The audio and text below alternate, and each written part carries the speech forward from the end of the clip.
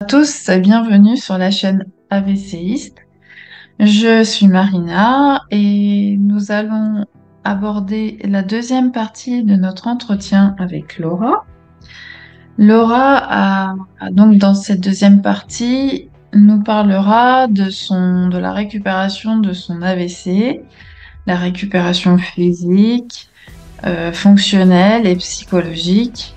Elle a été prise en charge à l'hôpital, puis après dans un centre de rééducation dont elle nous fera le résumé de tout ce qu'elle a pu vivre. Euh, Par ailleurs, elle a abordé un sujet très peu abordé d'ailleurs, la maltraitance hospitalière. Voilà. Qu'on dénonce ce genre de système, de pratique.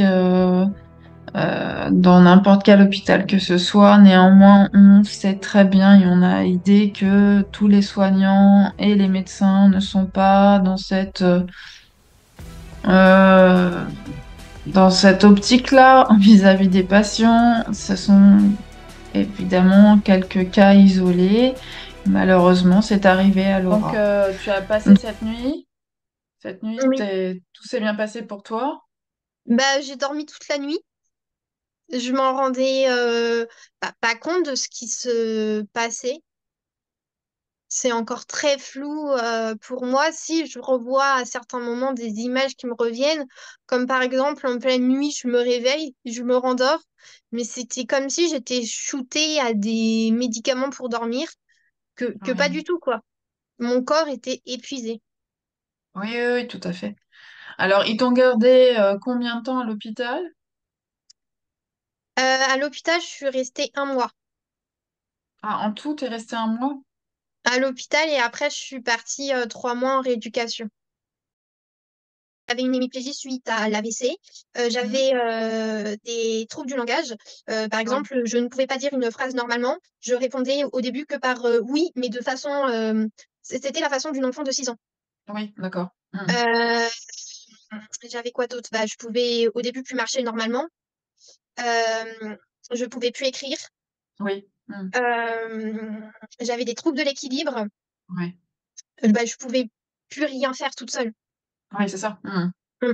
Donc, j'imagine que la prise en charge, en plus, dans les milieux hospitaliers, au niveau des services de pédiatrie, ça doit être complètement différent de ceux pour les adultes. Donc, Mm. ça s'est bien passé pour toi? Moi, ce qui a été compliqué, c'est que un AVC, c'est un problème neurologique et il n'y a Oui, pas de service, en tout cas sur mon hôpital, il n'y a pas de service neurologique enfant. Donc oui. après la réa, je suis allée en neurologie adulte.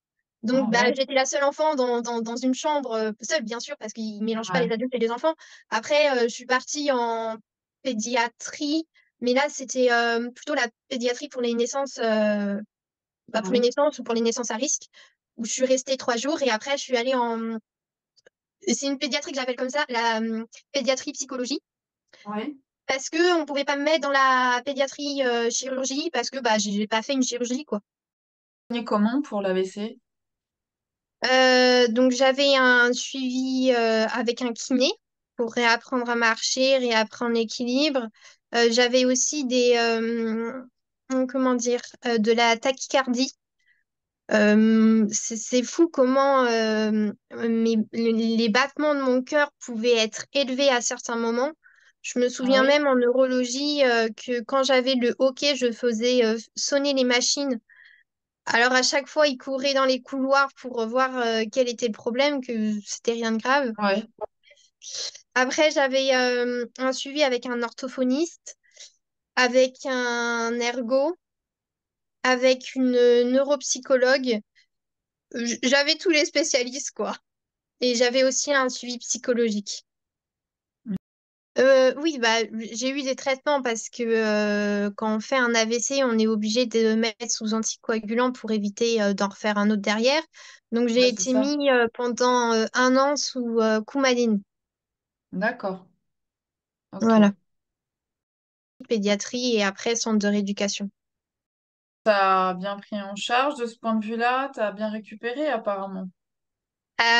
Alors, niveau de la récupération, je récupérais petit à petit parce que j'ai retrouvé petit à petit l'usage de la marche. Mhm. Euh, j'ai retrouvé petit à petit l'écriture parce que chaque jour, on me faisait écrire pour petit à petit retrouver l'écriture. Le langage, pareil, c'est revenu au bout de 2 semaines, j'arrivais à m'exprimer. C'est vrai que j'ai eu une récupération au début très rapide parce que Oui, bah, j'étais quand même bien accompagnée par les soignants oui, et aussi bien accompagnée par mes proches. Et heureusement parce que je pense que je ne serais pas là aujourd'hui ouais. sans ces aides. Mais Mhm. du côté on va dire éducation, ça s'est bien passé. Par contre, du côté médical, ça s'est très très mal passé. En pédiatrie, j'ai vécu de la maltraitance hospitalière qui aujourd'hui encore me fait du mal. Ouais, j'avais vu ça sur ton Insta. Mm. Euh, Bah, est-ce que tu veux en parler? Bah, bien sûr, parce il faut aussi que le sujet soit abordé sur les réseaux, parce que bah, c'est bien l'hôpital, il soigne, mais il n'y a pas que cet aspect physique à soigner, il y a aussi l'aspect mental. Et c'est vrai que la première semaine, mon hospitalisation s'est très bien passée. Et après, j'ai Mhm. fini 3 semaines dans le service que j'appelle pédiatrie psychologique, où c'est un service qui accueille plutôt les personnes ayant des troubles psychologiques, ce Ouais. qui fait que on avait beaucoup plus de privations que les autres services. Comme par exemple, on avait des temps pour sortir, on n'avait pas notre téléphone le soir. Moi, avec mon état, on m'avait interdit de sortir de ma chambre, sinon j'allais faire une hémorragie interne. Euh, Il y avait, pareil, les soignants ont demandé quelque chose, par exemple, pour aller aux toilettes. Ils venaient pas tout de suite. Donc, quand tu es dans un état d'épuisement, que ton cerveau ne Mhm. peut plus se retenir, bah, ça arrive des fois que ça déborde, quoi. Donc, toi, tu l'as vraiment vécu comme ça et c'est horrible, excuse-moi, hein, d'entendre ça parce que c'est,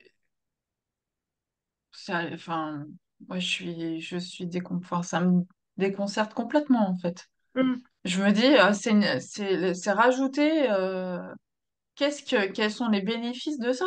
C'est rajouter du, du mal-être chez l'enfant, Bah, chez l'adolescent. Ça m'arrive des fois de réfléchir à tout ça. Pourquoi moi? Pourquoi cette situation? Et je pense qu'en fait, il voulait me surprotéger, il voulait se surprotéger surtout pour éviter que je fasse d'autres problèmes dans leur service. Donc c'est pour ça que j'avais pas le droit de sortir ou je devais sortir avec un soignant, mais les soignants, ils voulaient pas s'occuper de moi. Euh, je Pareil pour le téléphone, comme c'était un service où il y avait un règlement spécial, parce que bah, quand tu as des troubles psychologiques, des fois, c'est bien de se couper du monde extérieur du téléphone, quoi. Mhm. Euh, Sauf que bah, quand tu fais un AVC, que tu as failli mourir et que tu as besoin d'avoir contact avec tes parents, Le les contact, appeler, oui, bien sûr. si jamais t'as un problème, t'as besoin d'avoir ce téléphone à côté de toi.